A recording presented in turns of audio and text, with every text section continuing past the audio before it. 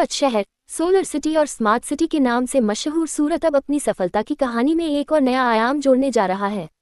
Smart city सूरत के अल्थान में सूरत नगर निगम द्वारा 1.60 करोड़ रुपए की लागत से नवनिर्मित देश का पहला स्मार्ट बस स्टेशन सूरत का नया मील का पत्थर बनेगा। 100 किलोवाट क्षमता का रूफटॉप सोलर प्लांट पूरे देश के लिए प्रोत्साहन और आकर्षण का केंद्र बनेगा। देश और राज्य भर में ग्रीन एनर्जी और सस्टेनेबल इंफ्रास्ट्रक्चर की दिशा में प्रगति हो रही है। सूरत नगर निगम और जर्मन संस्था GIZ डॉयचे गैसेलशाफ्ट फॉर इंटरनेशनल जुसामिनारबीट के सहयोग से तैयार इस प्रोजेक्ट के तहत रूफटॉप सोलर पावर प्लांट और second life battery storage system के जरिए बसों के लिए 24 तारांकन 7 ग्रीन चार्जिंग सुविधा के साथ ही वाईफाई और लाइटिंग जैसी सुविधाएं भी मिलेंगी। इस बारे में अधिक जानकारी देते हुए प्रकाश एवं ऊर्जा दक्षता प्रकोष्ठ के कार्यकारी अभियंता प्रकाश भाई पंड्या ने बताया कि सूरत के अल्थान क्षेत्र में तैयार देश के पहले सौर ऊर्जा आधारित इलेक्ट्रिक बस डिपो में 100 किलोवाट क्षमता का रूफटॉप सौर ऊर्जा संयंत्र और 224 किलोवाट प्रति घंटे की क्षमता वाला बैटरी ऊर्जा भंडारण प्रणाली BESS स्थापित किया गया है।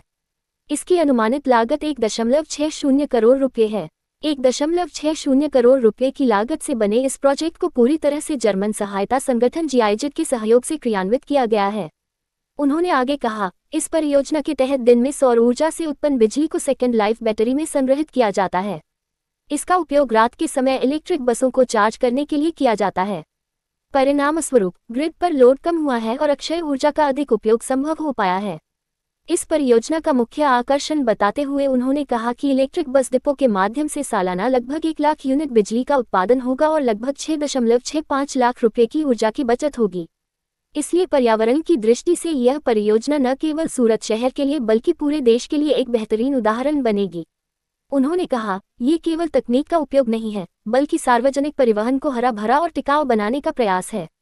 वर्तमान में उपयोग की जा रही बैटरियों का पुनः उपयोग किया जा रहा है। उनका पुनः उपयोग करके उन्हें और अधिक टिकाऊ बनाने का यह एक प्रयास है। इसलिए ये परियोजना पूरे देश के लिए एक आदर्श साबित होगी।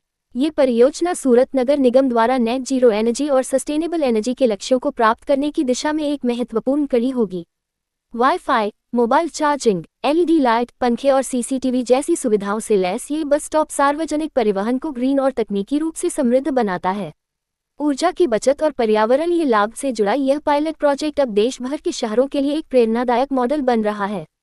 सौर ऊर्जा और सेकेंड लाइफ बैटरी स्टोरेज के एकीकरण के माध्यम से यह परियोजना शहर में ग्रीन पब्लिक ट्रांसपोर्ट को बढ़ावा देती है।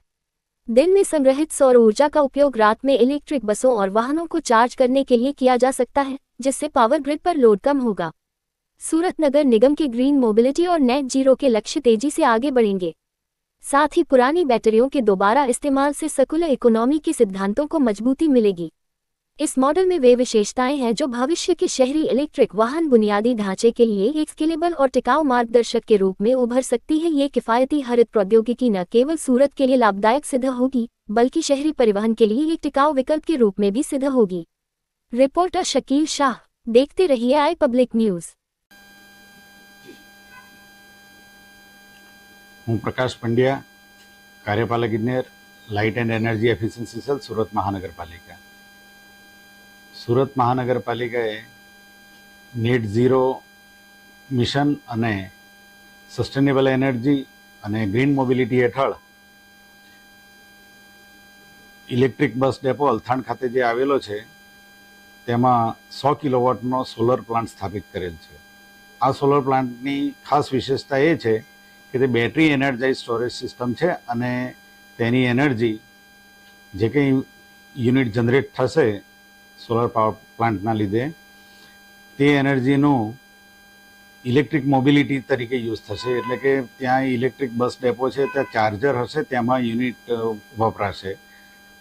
હવે આપણે ગ્રીન મોબિલિટીમાં આ સુરત મહાનગરપાલિકા આગળ વધી રહેલી છે. તેનો આ પાયલોટ પ્રોજેક્ટ છે અને ભારતભરમાં આ પ્રથમ પ્રોજેક્ટ છે ગ્રીન મોબિલિટી માટે બેટરી એનર્જાઇઝ સ્ટોરેજ સિસ્ટમથી. આ બેટરી એનર્જાઇઝ સ્ટોરેજ સિસ્ટમમાં પણ બેટરી સેકન્ડ લાઈફ બેટરી વાપરવામાં આવે છે. એટલે એક વખત જે બેટરી આપણે વ્હીકલમાં વાપરવામાં આવે તે બેટરી જ્યારે ત્યાંથી એક્સપાયર થાય તે પછી એની એફિશિયન્સી ઘટે પછી એનો ઉપયોગ આપણે આમાં કરવામાં આવે છે અને એને રિફર્બિશ કરવામાં આવે છે. એટલે સેકન્ડ લાઈફ બેટરી છે જેથી ભારતની ઇકોનોમી પણ વેગ મળે છે. હવે આ સેકન્ડ લાઈફ બેટરી હેઠળ આ જે પ્રોજેક્ટ કરવામાં આવે છે તેના લીધે રાત્રિ દરમિયાન મોટાભાગની બસોનું આપણે ચાર્જિંગ કરતા હોઈએ છીએ. એટલા માટે બેટરી ત્યાં મૂકવામાં આવેલી છે. એટલે બેટરી એનર્જાઇઝ સ્ટોરેજ સિસ્ટમનો સૌથી મોટો ફાયદો એ છે કે આપણે દિવસ દરમિયાન જે એનર્જી જનરેટ થશે તે રાત્રિ દરમિયાન પણ આપણે ઉપયોગમાં લઈ શકાય છે.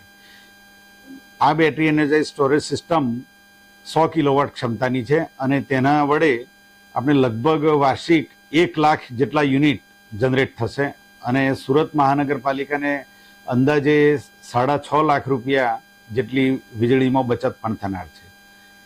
આ બેટરી એનર્જાઇઝ સ્ટોરેજ સિસ્ટમ એ જર્મનીની GIZ સાથેના સહયોગથી સુરત મહાનગરપાલિકાએ સ્થાપિત કરેલ છે અને આ પ્રોજેક્ટ વડે આપણે ગ્રીન મોબિલિટીને પ્રોત્સાહન મળવાનું છે. સુરત મહાનગરપાલિકાના અલથાણ ડેપો ખાતે ઇલેક્ટ્રિક બસના ચાર્જિંગ માટે લગભગ 32 જેટલા ચાર્જર પણ લગાવેલા છે. ત્યાં આપણા જે કંઈ બસ આવે છે તે બધી બસો સુરત મહાનગરપાલિકાના BRTS કોરિડોર માટે જ ડેડિકેટેડ છે. એ બધી બસ 75 જેટલી બસ છે એના ચાર્જર ત્યાં લગાવવામાં આવેલા છે.